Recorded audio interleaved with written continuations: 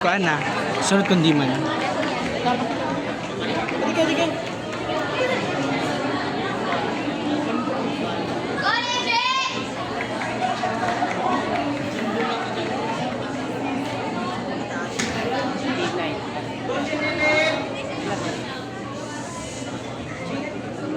Hala, cutie, ilang kuan.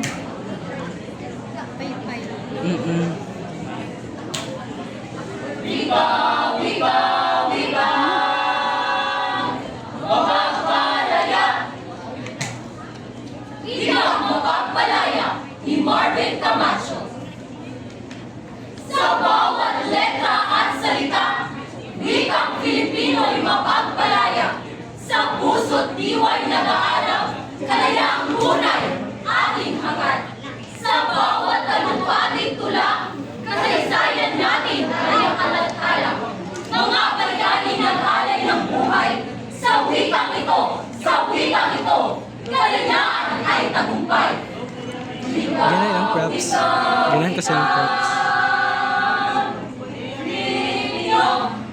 Wikang Filipino, yaman ng bayan, pinagbubuklod bawat mamamayan. Nagbibigay alap sa puso't damdamin, sumisikot, iniluhang hiling.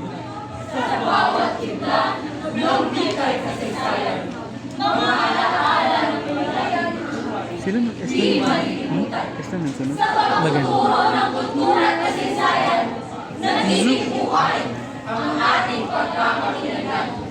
Sa bawat Pilipino, ito'y yaman na nagbubuklod, nagkakaisa, nagmamahalan. Wikang Pilipino, wikang mapagpalaya, sa bawat isa'y nagbibigay pag-asa.